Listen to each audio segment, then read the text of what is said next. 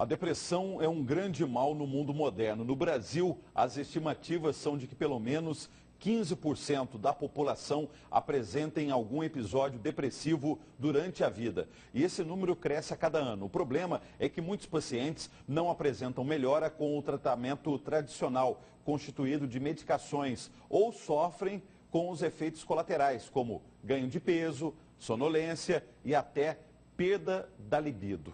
No quadro Saúde em Dia de agora, vamos falar sobre uma técnica de tratamento ainda pouco conhecida, a estimulação magnética transcraniana. Por isso, vamos conversar ao vivo com o médico psiquiatra Mário Vinícius Silva Martello. Bom dia, obrigado pela sua presença aqui com a gente. Bom dia, muito obrigado pela oportunidade. Como que é aplicada essa técnica?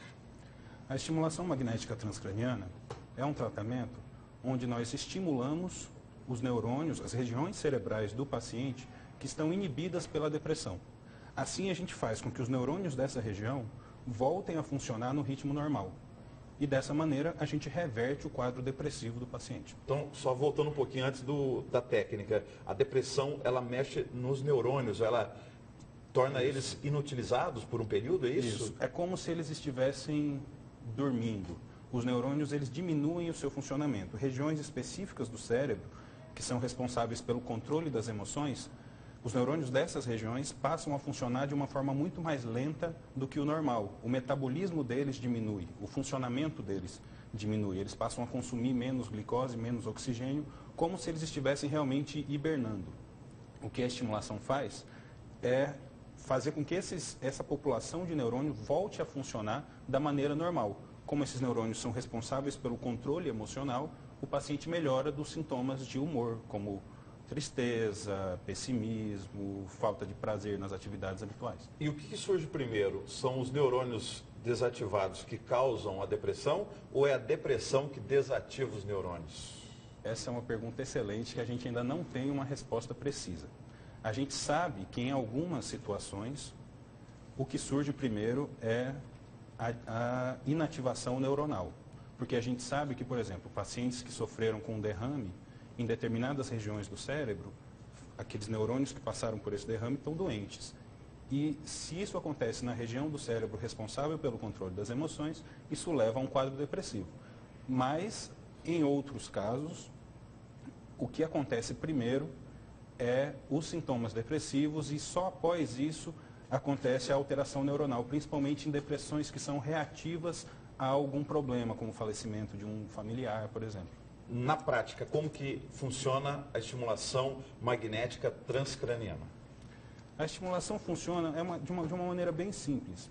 O paciente chega ao consultório, nós fazemos um mapeamento para determinar onde fica exatamente a região que a gente quer estimular e a gente, através de uma bobina que é encostada no cérebro, no crânio do paciente, aqui por cima da cabeça, a gente faz a estimulação.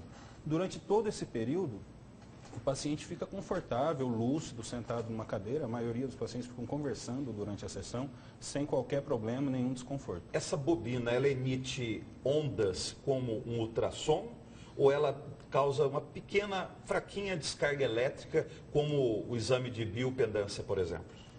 Ela causa uma descarga magnética, porque, na verdade, não passa a eletricidade. A eletricidade passa pela bobina, isso cria um campo magnético que atravessa o crânio e chega à superfície do cérebro. Então é uma forma da gente atingir a superfície do cérebro do paciente sem que ele precise nem cortar o cabelo. Então essa onda magnética que atinge a superfície do cérebro vai causar um estímulo para os neurônios dessa região. Quantas sessões um paciente com depressão precisa fazer desse exame, dessa técnica do tratamento magnético transcraniano? Isso varia de acordo com a maneira como a depressão se manifestou naquele paciente. Pacientes que estão deprimidos há mais tempo, em geral, precisam de uma quantidade maior de sessões. Pacientes deprimidos há menos tempo, muitas vezes melhoram com uma quantidade menor. O número de sessões fica entre 20 e 40, mas o tratamento é individualizado. Então, alguns pacientes vão melhorar mais rápido, vão precisar de menos sessões, outros vão precisar de uma quantidade um pouco maior, em geral, entre 20 e 40. Tem alguma restrição para fazer essa técnica? Idade para a pessoa fazer essa técnica ou não?